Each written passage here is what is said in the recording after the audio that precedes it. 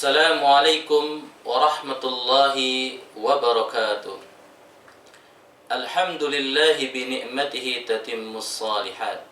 Wassalatu wassalamu ala rasulillah wa ba'd. Pemirsa Mahkota Cahaya Channel yang insyaallah dirahmati Allah subhanahu wa ta'ala. Sebuah ungkapan yang sering kita dengar, rumahku surgaku.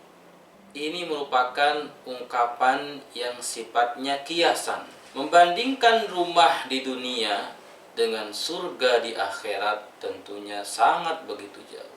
Tetapi dari ungkapan ini, kalau kita lihat bagaimana surga yang merupakan tempat terakhir bagi mereka yang beriman kepada Allah Subhanahu wa ta'ala, yang digambarkan di dalam Al-Quran dengan penuh kenikmatan. Kenikmatan yang paling sempurna adanya di surga Allah Subhanahu wa ta'ala. Maka ungkapan rumahku surgaku, ketika kita hidup di dunia belum mencapai tempat terakhir di akhirat nanti, maka tempat persinggahan di dunia ini berupa rumah.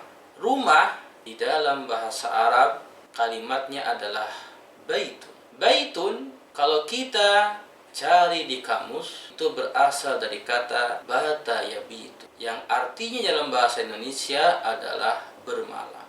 Jadi bisa diartikan rumah itu adalah tempat untuk bermalam. Dan orang yang bermalam adalah biasanya beristirahat. Artinya rumah itu adalah tempat beristirahat. Lalu bagaimana mensinkronkan antara rumahku, surgaku? Yang nampak dan kita pahami dari surga Allah Subhanahu wa ta'ala adalah sebuah tempat yang penuh kenyamanan, penuh kenikmatan. Nah, bagaimana kita menjadikan rumah di dunia sebagai rumah miniatur surganya di dunia? Yaitu dengan menjadikan rumah itu nyaman. Oleh karena itu, berbicara nyaman adalah berbicara sesuatu yang menyenangkan bagi manusia.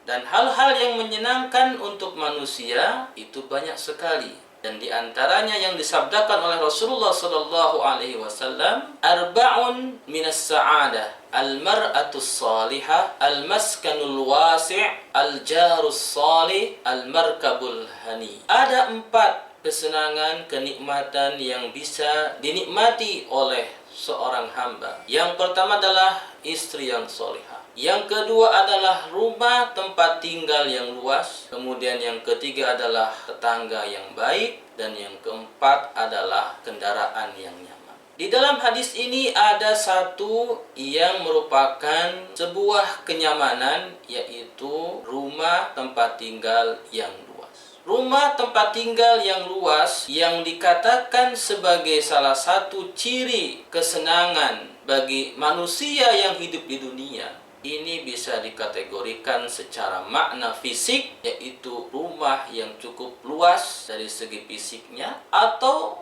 rumah luas dari segi non-fisik. Karena tidak semua orang menjadikan dirinya nyaman ketika berada di rumah yang luasnya dari segi fisik saja. Karena Rasulullah Shallallahu Alaihi Wasallam juga bersabda bahwasanya yang akan meluaskan rumah itu menjadi nyaman itu bukan saja dengan luasnya fisik. Sebagaimana sabda Rasulullah Shallallahu Alaihi Wasallam, innal baita la yattasi'a ala ahlihi wa tahdurul malaika wa tahjurus syayatin wa yaksuru khairuhu an yuqra'a fihi al-Qur'an.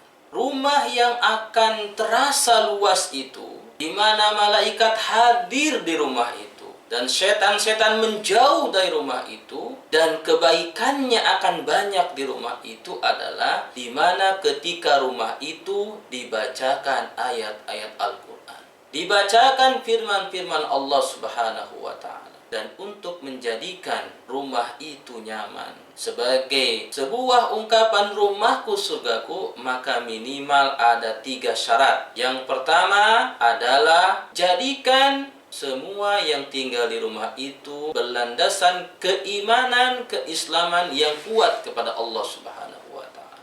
Kemudian ditambahkan dengan aplikasi dari keimanan itu adalah dengan beribadah kepada Allah Subhanahu wa taala, di antaranya ibadah salat, kemudian zikir. Allah Subhanahu wa taala telah berfirman, "Wa'mur ahlaka bis-shalah wastabir 'alaiha nahnu narzuquk wal 'aqibatu lil muttaqin." Maka perintahkanlah kepada keluarga kamu untuk sholat.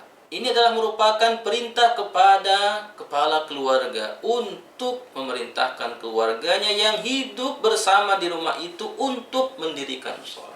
Dalam hadis sabda Rasulullah Sallallahu Alaihi Wasallam, Rasulullah memerintahkan kepada mereka yang tinggal di rumah untuk menjadikan rumah itu tempat sholat. Ij'alu buyutakum min salatikum wa la tattakhiduha kubura. Muttafaqun alaih. Jadi landasan yang pertama, miniatur daripada rumahku surgaku adalah jadikan iman, Islam, dan amalnya sebagai pondasi utama yang berada di rumah itu.